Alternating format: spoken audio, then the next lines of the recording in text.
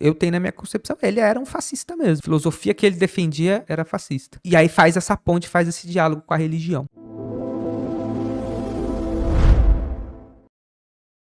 Isso aqui eu chamo de mapa conceitual. Eu vou criando os quadrantes com os principais conceitos e depois eu vou tentando entender como eles se conectam. O homeschooling é um produto da educação que está sendo influenciada pela religião, por essa fé popular, porque as pessoas estão insatisfeitas, estão com medo, elas acreditam que a escola está destruindo os valores, então elas querem fazer essa educação na casa dela. Ou seja, é por causa de uma visão conservadora que existe na nossa base social. É por isso que o fenômeno homeschooling está acontecendo. Mas não é só por essa visão conservadora. É porque as pessoas acreditam que a escola destrói essa visão conservadora, destrói a moralidade que eles defendem. Então eles querem ter o direito de tirar os filhos da sociedade, para educar os filhos da sociedade, vamos dizer assim, para preparar do jeito que eles acham certo, para depois recolocar os filhos na sociedade. A visão conservadora, ela nega a educação enquanto processo social. Ela não quer que a educação aconteça como uma forma de sociabilização, né? Que os filhos delas aprendam, sejam educados dentro desse processo social que é a escola. Então eles estão negando por causa dessa visão conservadora. O que o neofascismo tem a ver com isso? Por que isso aqui está conectado e por que isso aqui vai crescendo, né? Como é que isso aqui ganha força? Como é que isso aqui vira uma associação que daí você chega a ter 75 mil famílias já oficialmente homeschooling no Brasil? E tantas outras que aí eu não saberia nem chegar a quantos que estão formando suas próprias escolas. O Carlos está falando aqui, como é que o filho deles vai passar no vestibular? Eles dizem e acreditam numa formação técnica, neutra. Outro dia mesmo eu publiquei um vídeo no meu Instagram de um cara que ensina matemática com os valores cristãos. Ele pega a ideia de virtude, ele estava ensinando o mais com mais é mais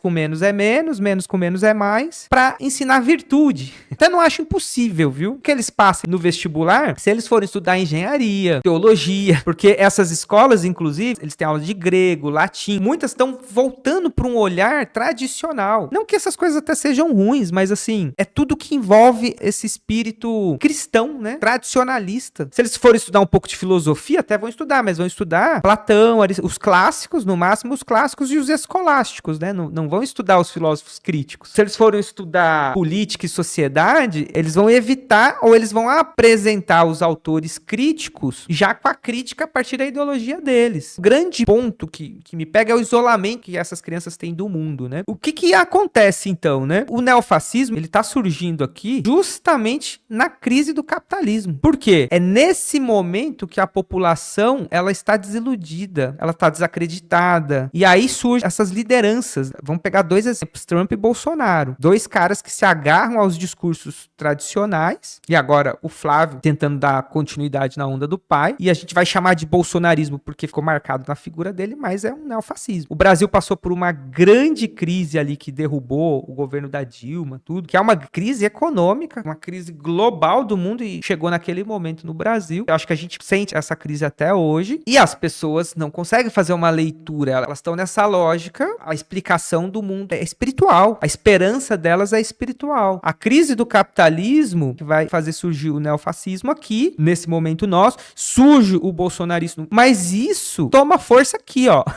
Por que essas pessoas gostam do Bolsonaro? Essas coisas estão interligadas, gente, ó. Hoje mesmo eu vi um vídeo do padre Paulo Ricardo, um vídeo antigo desse padre aqui, é um padre tradicionalista da Igreja Católica, um vídeo dele falando, né, defendendo o Bolsonaro, falando da facada, um público enorme, assim. Não precisa muita coisa, tá? Basta, às vezes, um pronunciamento que chega em milhões de pessoas. Acabou. As pessoas confiam. Esse klezma, essa golinha aqui, é uma carta de autoridade. Junta-se com o Olavo de Carvalho, e aí você tem todo um movimento evangélico junto. Aqui eu tô mostrando o lado católico do negócio, né? Mas, querendo ou não, os católicos, eles brigam com os evangélicos, os cristãos, as diferentes vertentes do cristianismo vão brigar entre si, mas eles têm a sua ideologia, a sua moralidade em comum. Então isso aqui tá completamente conectado com essa base conservadora aqui. Resumindo, galera, é óbvio que o homeschooling, o que tá acontecendo, essa tentativa de tirar as crianças de uma socialização na sociedade, ela é um produto dos nossos tempos, né? Do que tá acontecendo, desse neofascismo que tá acontecendo nos nossos tempos. A religião, ela vai sendo usada, as pessoas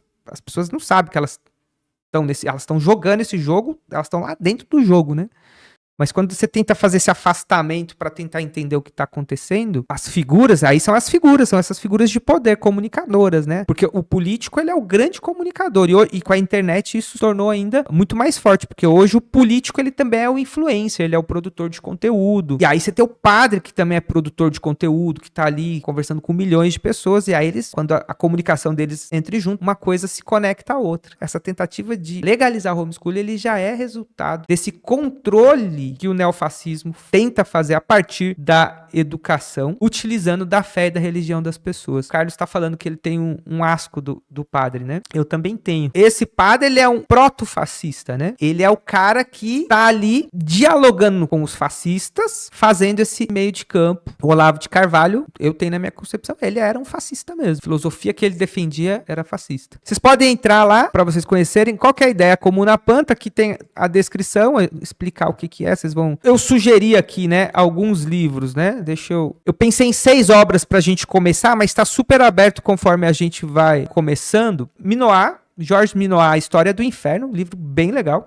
Desmistifica a ideia do inferno cristão aqui, ó, total, porque ele vai mostrar as influências, inclusive. Freud, O Futuro de uma Ilusão, onde ele... É um texto que ele fala aqui sobre a religião. Religião, psique humana e sociedade. Filosofia, um modo de vida, olha só. Filosofia prática, que é uma temática que me interessa muito e eu vou trazer muito conteúdo sobre isso aqui. Um livro sobre mito e realidade, porque isso aqui, esse livro do Mircea Eliade, a gente já leu lá atrás o sagrado e o profano, né? E mito e realidade isso aqui nos ajuda a entender por que as pessoas são religiosas. A gente precisa entender, isso é um fenômeno. Eu bato na minha tecla que, do jeito que o mundo é hoje, não se luta contra a religião. A gente pode divulgar outras formas, filosofia, até movimentos do ateísmo, agnosticismo, outras formas, mas combater a religião eu acho errado. Simplesmente porque não adianta. É igual dar murro em ponto de faca. Desobediência Civil, um livro de um pensador americano, Thoreau, um livro bem interessante. E um livro de um clássico, né? Epicuro, Carta sobre a Felicidade. Então, esses 6 livros é o que eu pretendo que a gente comece aqui o nosso clube de leitura, né? O grupo de leitura. A gente está retomando, é só a terceira live, a terceira semana desde que eu voltei com as lives. Não tenho data, eu estou esperando chegar mais gente interessada, então a ideia está aberta. Quem quiser, então, ou você pode se cadastrar aqui na lista de e-mail, ou entra lá no nosso grupo do WhatsApp, tá? Comunidade aberta, entra lá, que lá a ideia também é ter um grupo de pessoas com afinidades, com interesses comuns, né, de temas, e também para fazer um acolhimento a gente que está em dúvida sobre a fé, sobre a religião, quer buscar outras possibilidades, outros caminhos, e lá a gente fala de tudo, né? Política, filosofia e religião, beleza?